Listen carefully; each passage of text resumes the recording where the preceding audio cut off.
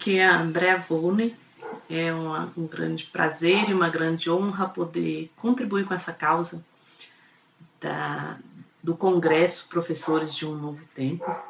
Agradecer a Anne também pelo convite, por poder estar unindo forças, né? Eu também estou projetando um congresso, o Congresso Nacional de Pedagogia Quântica, e a causa da Anne, a minha causa e a causa de muitos professores é essa mesmo, né? A gente se unir, a gente se dar as mãos e levar à frente uma nova proposta, um novo jeito de olhar, uma nova forma de perceber os professores, perceber os alunos e refletir sobre essas questões educacionais que precisam ser vistas, precisam ser olhadas, né? Para além de apenas conteúdos e estratégias pedagógicas. Olhar para a humanização, olhar para esse ser que está lá atuante dentro da escola, que tem emoções, que tem desejos, que tem vontades. Então, a proposta do Congresso Nacional de Professores do Novo Tempo e do Congresso Nacional de Pedagogia Quântica é essa, é estar provocando essas reflexões. Bom, deixa eu me apresentar. Eu sou Andrea Volney, sou professora da Secretaria de Educação já há 26 anos e durante toda essa minha trajetória, né, a minha angústia maior é a angústia de todos os professores. São as dificuldades de aprendizagem e as questões disciplinares, né? Por que algumas crianças elas são tão agitadas, inquietas, elas não conseguem manter o foco, ou elas não se interessam por aquilo que você propõe, ou ainda têm dificuldade de aprender. Às vezes são crianças interessadas, mas que têm muita dificuldade de aprender. Então isso sempre me inquietou bastante. E aí eu fui buscando ferramentas para poder compreender melhor todo esse processo. Então, eu fiz psicopedagogia, passei a atuar também clinicamente como psicopedagoga e comecei a atuar, eu trabalhei 18 anos com alfabetização, com séries iniciais, e de lá para cá, depois de 18 anos, né? Depois de 18 anos já dentro de sala de aula, eu fui para a sala de recursos.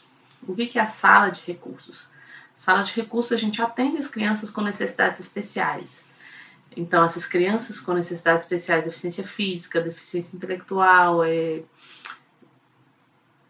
transtorno global do desenvolvimento. Então, todas as deficiências, elas têm um atendimento a mais. Então, essa criança tem a aula com o professor dela e no outro horário ela recebe o meu atendimento em sala de recurso, um atendimento psicopedagógico. Para quê?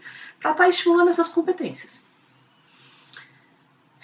de aprendizagem, para acelerar a aprendizagem. E estar trabalhando com as crianças especiais, para mim foi um grande prêmio, foi uma grande oportunidade. Por quê? Porque quando você se vê diante de uma complexidade maior, que é o quadro de uma pessoa com deficiência, você vai buscar estratégias mais específicas, você vai buscar ferramentas que possam atender aquele público. E aí você vai buscar mais alternativas, você vai extrapolar aquilo que é comum, aquilo que todo mundo faz, e aí você vai buscar diferenciar o seu atendimento para você provocar e atingir essa criança da melhor maneira. E foi aí que eu fui buscando também essas ferramentas. Eu fiz uma segunda especialização em educação especial, né, pela Universidade de Brasília. E continuei. Agora mesmo eu estou concluindo, já concluí o curso de neuropsicologia a nível de especialização. Também para entender melhor o funcionamento fisiológico, como é que esse cérebro atua, né? Como é que são essas provocações a nível mesmo da psique e do funcionamento do nosso cérebro. E continuo fazendo. Assim, eu sou uma grande buscadora, uma grande curiosa. Adoro estudar, adoro compreender. Minha sala de recursos, eu fiz um verdadeiro laboratório ali. eu trouxe para o meu espaço tudo aquilo que eu acreditava e fui usando, e fui experimentando, fui registrando muita coisa, fui anotando resultados, fui fazendo tabelas, né, do desenvolvimento antes, do desenvolvimento depois, avaliações. E a gente pode perceber muita alteração nessas crianças, né? E o que funciona mais, o que funciona menos. E durante um período da minha vida, eu passei por uma situação bastante complicada, a situação pessoal. E foi uma situação de dor, de sofrimento, uma situação em que você para e fala assim, e agora? O que eu vou fazer? Né? Então estava num processo meio depressivo, triste, assim, sem muito rumo, aquilo que eu tinha projetado para minha vida não deu certo, né? Aquilo que eu tinha acreditado, né, foi por terra. E aí você passa um processo assim meio que de luto para desconstruir aquilo que você tinha em mente e para reconstruir novas possibilidades, né? E foi isso que eu fiz. Eu arregacei as mangas e comecei a buscar novas alternativas. Então, tudo que existia, que eu pude ver de desenvolvimento pessoal, né, de autoconhecimento, eu fui atrás. Então, deixa eu descobrir em mim o que é que eu posso acionar para superar isso aí. Então, fiz tratamento, fiz acompanhamento psicológico, né, fiz abordagem de constelações familiares, que me ajudou bastante. Fiz uma outra abordagem da terapia do inconsciente, fiz yoga, aos domingos de manhã eu fazia tai chi chuan e fiz curso de meditação, passei a reservar esses momentos para mim, para me conhecer melhor, para me perceber melhor, né, a prestar atenção na minha respiração, a prestar atenção no meu corpo, no funcionamento do meu cérebro. E fiz aulas de biodança. Então, o que tinha de possibilidades para eu me desenvolver e me perceber melhor, eu fui usando. E à medida que eu fui usando, eu fui experimentando isso, né? Eu fui ganhando uma coragem, um revigor, uma vontade de arriscar mais, de ousar mais, de descobrir. Eu fui encontrando novas portas, novos caminhos. E isso tudo se amarrou com a física quântica. Eu fiz um curso com o professor Wallace Lima há 3 anos atrás. Foi o meu primeiro curso. Eu repeti esse curso com ele 3 vezes já, né? Praticamente todo ano eu refaço o curso do professor porque é um novo olhar que a gente traz a cada vez que a gente faz uma revisita a um conteúdo, é um novo olhar e são coisas novas que a gente descobre. Então, dentro da física quântica eu senti segurança, por quê? Porque a física quântica ela trouxe a ciência e falou assim, olha, toda essa questão da espiritualidade, toda essa questão dessas práticas culturais milenares, né, são reconhecidas hoje pela ciência, por isso, isso e isso. Então ele trouxe ferramentas da neurociência, da epigenética e da física quântica e ele amarrou tudo isso num curso. E eu fiz esse curso e cada vez mais eu fui me empoderando. E dentro desse curso a gente tinha um grupo do Face, a gente se apoia muito ali, né? Alimentando, criando o que o professor Wallace fala de ambiente enriquecido. Dentro daquele espaço de alunos que estavam na mesma busca, na mesma procura, a gente estava se nutrindo de informações, de vídeos, de postagens, de exercícios, de práticas e fomos nos reerguendo ali. E durante todo esse meu processo, o que eu experimentava para mim, eu levava também para os meus alunos. Né? A questão do silêncio, da percepção de si, a questão do impacto das nossas palavras na gente mesmo, no outro, de perceber aquilo, como a minha relação com o outro se constitui. Então, fui levando brincadeiras, fui levando reflexões, fui levando experiências para eles. Fiz também, o que me ajudou muito nesse processo, foi a pedagogia sistêmica. A pedagogia sistêmica ela tem uma abordagem humana maravilhosa. A pedagogia sistêmica é uma luz que brilha, assim, que todo professor deveria conhecer a proposta da pedagogia sistêmica, que é o que tem de mais humano, assim, que eu pude perceber, né, dentro da educação, porque olha o professor e olha o aluno de uma forma bastante respeitosa, bastante amorosa. E ali eu aprendi a olhar diferente para o meu aluno. Ali eu aprendi a respeitar a história de vida dele sem julgamento, sem crítica, sem imposições, né? Eu estava ali e eu acolhia o que eles podiam me oferecer e oferecia simplesmente aquilo que eu poderia oferecer como professora, sem querer muitas vezes ocupar papel de pai, de mãe, resolver conflitos, como muitas vezes a gente, na melhor das boas intenções, a gente como professor quer, né, ajudar ou mediar essa família em relação a essa criança. E com a pedagogia sistêmica eu pude estar no meu lugar mesmo de professora e observar e contribuir profissionalmente com eles de uma forma melhor. E aí todo esse trabalho eu fui amarrando e levando também para as outras crianças da escola, né, fazendo parceria com os outros professores. E o que acontece? Eu percebi que as crianças mudaram muito. O que aconteceu com os meus alunos especiais? A postura que eu digo é a forma deles se relacionarem com os outros e consigo mesmo, de se encorajarem, de se colocarem. Eu tinha criança que ficava às vezes na porta da sala de aula chorando sem querer entrar, com medo da turma, com medo da professora, com resistência. Elas passaram a não ter mais essa resistência, passaram a se dirigir melhor aos professores, aos colegas e a expressar melhor o que é que eu quero, como é que eu quero, por que eu quero. Então, eles ficaram mais confortáveis na posição deles mesmos, né? De descobrir aquilo que funciona e conviver melhor com as suas limitações.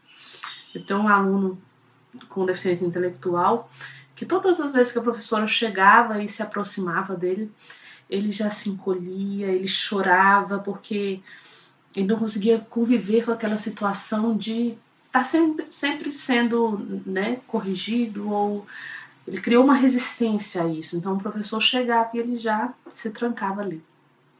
E ele melhorou muito. Ele passava a mostrar, olha, aqui eu preciso da sua ajuda, aqui eu não preciso mais. Olha, professor, isso aqui eu já consigo fazer. Isso aqui eu quero que você me ajude.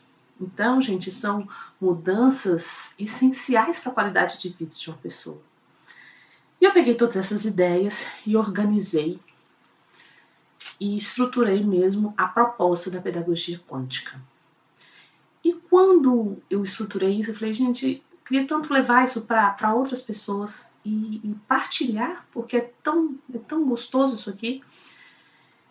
E aí eu pensei em fazer o Congresso Nacional de Pedagogia Quântica, onde eu trago quem? Eu trago contribuições de pessoas que já têm reconhecimento, que já têm uma prática estabelecida nessa linha mais humanizada e que vão trazer para a gente ferramentas para que a gente possa criar dentro da sala de aula pequenos espaços que vão agregar. Não é mudar totalmente a sua prática pedagógica e fazer tudo diferente. Não. A gente vai agregando à medida que a gente vai vivenciando. Então eu só pude levar para os meus alunos essa proposta quando eu experimentei, porque ela passou a fazer sentido para mim. É diferente eu chegar numa sala de aula, querer trabalhar uma proposta meditativa, uma proposta reflexiva com as crianças, onde o professor desacredita, onde ele olha e fala, isso aí não vai dar muito certo, pelo fato de não ter vivenciado. Então, a proposta também da pedagogia quântica é possibilitar que o professor experimente essas ferramentas de autoconhecimento. Hoje, muitos professores, a gente sabe de toda a demanda da escola, a gente sabe de toda a sobrecarga educacional que a gente tem. E muitos professores vão recorrer ao quê? Ao remédio, ao atestado médico. Por quê? Porque a gente chega num ponto de limite que não dá mais conta e que vira patologia. Então, antes da gente adoecer, antes dessa situação se tornar patológica, a gente pode prevenir que elas aconteçam. E prevenir como? Prevenir buscando dentro da gente essa capacidade de transformar. E precisa experimentar para ver que essa capacidade ela realmente é efetiva. ela realmente funciona.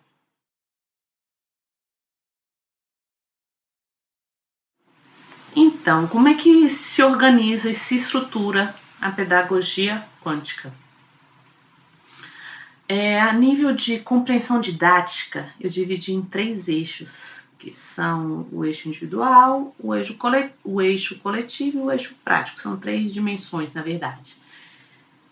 Só que essas coisas, gente, elas não acontecem separadas, né? A gente é um ser integral, então isso tá tudo acontecendo junto e misturado. Só que a nível de pra gente poder enxergar melhor certas situações e poder mediar especificamente algumas questões, a gente separa, pra gente pensar as atividades. Na dimensão individual, eu vou criar situações para que essa criança se olhe, se perceba. E aí, dentro desse espaço da sala de aula, a gente vai criar pequenos momentos. São momentos de interiorização. E aí ela vai perceber melhor, a gente vai estar levando essa criança a situações de assumir o controle dessa impulsividade, de estar percebendo esse corpo. São momentos de silêncio, né?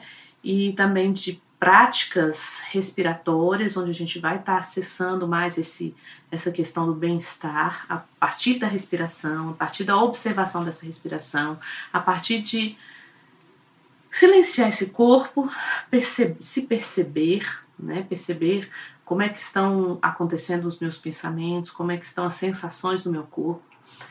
E todas as atividades que estejam voltadas para a percepção desse corpo são pensadas nessa dimensão individual. A yoga, o tai chi chuan, essas práticas culturais, elas trazem esse corpo. Então elas trazem esse exercício que é diferente simplesmente de um exercício psicomotor.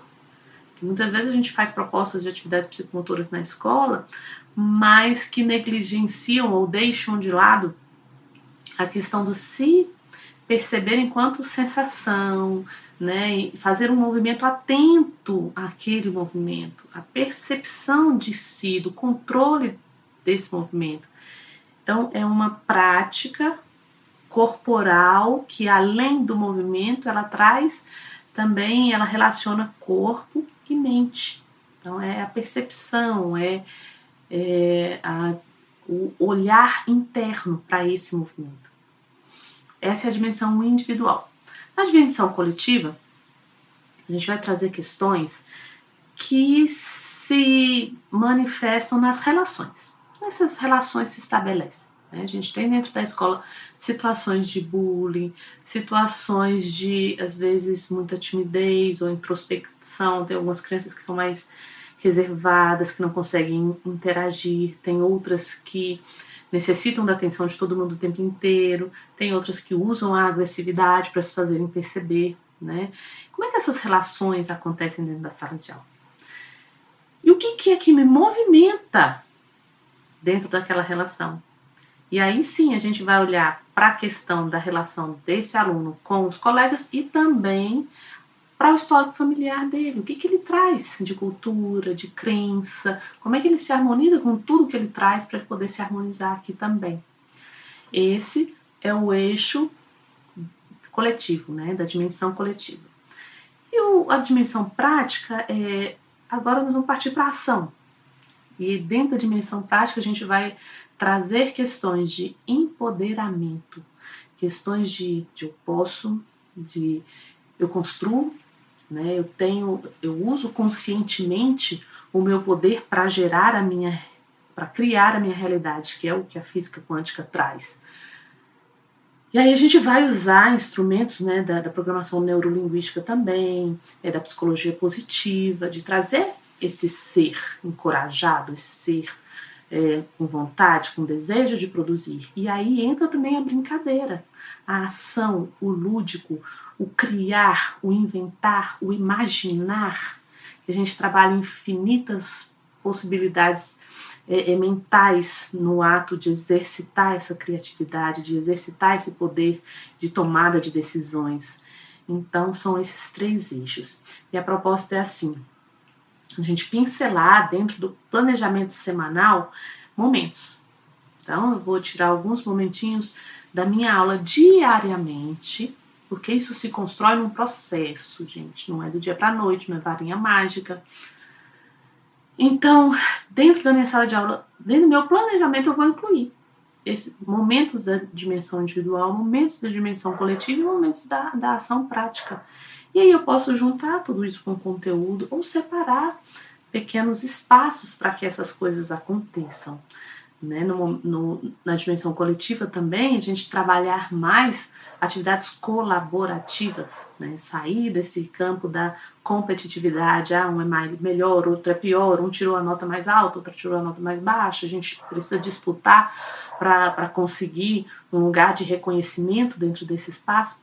Não, então tem momentos que a gente vai colocar situações colaborativas, porque quando a gente colabora, a gente fica mais solidário, a gente consegue compreender melhor o outro, e a gente constrói, a gente produz muito mais no grupo. A gente é muito mais forte no grupo. Então, aí dentro do planejamento você leva essas dimensões e insere todos os dias no seu planejamento. E aí, como que a gente constrói isso? A gente constrói isso junto. A gente constrói aqui. A proposta inicial da pedagogia quântica é trazer essas contribuições de diferentes áreas do conhecimento. Para quê? Para a gente já começar a cultivar esse imaginário do professor. O professor é altamente criativo. O professor naturalmente é motivado. Ele vai perdendo essa motivação por algumas crenças limitantes que vão se construindo ao longo do processo. Mas aquele professor que está mesmo dentro da missão, dentro do propósito dele de vida, ele é uma pessoa motivada. E ele busca mesmo, busca. E então, esse Congresso Nacional de Pedagogia que eu estou trazendo, e que a Anne está trazendo também, é para cultuar, para cultivar esse imaginário. Poxa, tem essa possibilidade, tem essa. Se eu experimentar isso, se eu experimentar aquilo. E aí você pode me dizer assim, Andréa, mas eu não sou professora de yoga, eu não sei usar estratégias de yoga, eu não sou professora de Tai Chi Chuan, eu não sei atividades de biodança. E nem é para saber. O professor, pelo menos o professor das séries iniciais, ele não é especialista em nada. Ele não é especialista em matemática, ele não é especialista em português, mas ele ensina português, ele ensina matemática. Então, isso não me limita de estar buscando informações a respeito de determinados temas. Hoje a internet está aí, gente. A gente faz tudo. A gente busca, a gente pode ser autodidata hoje. A gente não precisa ter formação em tudo. A internet, ela, se a gente souber usar essa ferramenta, ela traz muita coisa. Então eu posso sim vivenciar práticas de yoga. É interessante que o professor vivencie antes de levar para o seu aluno. A partir da internet, tem muita coisa gratuita, muita coisa de acesso livre. Se a gente começa a pesquisar esse material começa a vir, começa a aparecer. Né? Técnicas de meditação, deixa eu conhecer um pouco melhor o que é essa questão de meditar. O que a ciência hoje está falando dessa questão de meditar? A meditação, ela não é uma religião, como muita gente às vezes acredita. A meditação é prática budista, é uma prática lá cultural da Índia e que vai contra os meus princípios religiosos. Não é nada disso, isso é uma crença que muitas pessoas construíram. Não é. Hoje a meditação, ela é uma ferramenta científica de que a gente estimula muito a nossa capacidade cerebral, o nosso bem-estar, com pequenos momentos de silêncio. Não precisa nem chamar meditação. Para os meus alunos eu falo, vamos ouvir agora o nosso coração? Vamos prestar atenção no que o nosso coração está dizendo para a gente? Eles ficam super atentos e focados nesse interno. Então eu posso buscar todas essas informações que estão disponibilizadas hoje aí na internet, no Google. Eu posso fazer cursos, posso fazer vivências. Então a proposta aqui é essa: experimenta. Você não precisa acreditar no que eu estou falando. Se torne um cientista de você mesmo. Este é o melhor caminho. É a gente se tornar um cientista, um pesquisador da gente mesmo. A experiência do outro, ela não é efetiva para mim. Ela só pode ser efetiva para mim a partir do momento que eu olho para aquela experiência e eu experimento. Então é isso. A gente vai trocar aqui essas possibilidades de conhecer, de buscar. E acredito que no mundo atual a tendência universal é essa, que a gente já descobriu tanta coisa aí fora, né, tecnológica, a gente já descobriu tanto aí no macrocosmos, né, o ser humano já foi lá e desvendou muitas coisas do universo. Aqui a toda a tecnologia que tá aí bombando. E o nosso interno? A viagem agora é para dentro. A viagem agora é descobrir que nós temos uma capacidade infinita. E é muito gostoso, não é só saber isso aqui. Isso, às vezes, a gente sabe que nós temos uma capacidade infinita. Saber é uma coisa, vivenciar é outra. E para vivenciar, a gente precisa da prática, a gente precisa de estratégias, a gente precisa de primeiro se motivar para isso. Porque quando eu me motivo, eu me movimento. A motivação, ela é a mola mestra para tudo. Então, eu vou conhecer, eu vou experimentar, eu vou alterar padrões. Para alterar padrões, é preciso persistência, é preciso determinação, é preciso vontade. Eu posso mudar muitos quadros que eu olho hoje e não vejo situações, não vejo alternativas. Se eu começar a mudar o meu olhar, tirar o meu olhar daqui de fora e trazer o meu olhar para dentro, as soluções aparecem magicamente. Elas aparecem. Porque quando a gente muda o leme, vira, sai do negativismo, sai do foco da reclamação, sai do foco da vitimização. Quando a gente sai desse lugar, devagarinho, que é um processo, a gente descobre um mundo completamente novo, um mundo completamente possível. E é isso, então a proposta é essa, a gente poder descobrir essas novas possibilidades enquanto professor, que é um processo, eu acho que eterno, né? Não é assim, ontem eu era uma pessoa, hoje eu sou outra pessoa. Ok, depois de amanhã eu vou ser outra, e mais pra frente eu vou ser outra, então eu vou me melhorando nesse processo aqui, a gente vai se reconstruindo, a gente vai se percebendo sempre. Então, e se eu posso pegar isso e levar lá para essa criança, né? E aí, em vez de... Porque as crianças, elas são naturalmente quânticas, elas já são livres, elas já são espontâneas, elas já têm essa natureza de curiosidade, de querer explorar o mundo, de querer conhecer. Toda criança quer aprender. Aí a gente muitas vezes vai limitando, sem perceber que a gente está limitando. A gente vai limitando como nós também fomos limitados. Ninguém é culpado por isso. Não tem culpados por isso. A gente chegou nesse processo. E se a gente chegou até aqui, é porque a gente precisava passar por ele. Então, outra ferramenta muito boa da gente começar já a experimentar com nossas crianças é a gratidão. Tudo que eu vivenciei até aqui foi importante para eu estar aqui, para o meu crescimento, para o meu desenvolvimento pessoal. Né?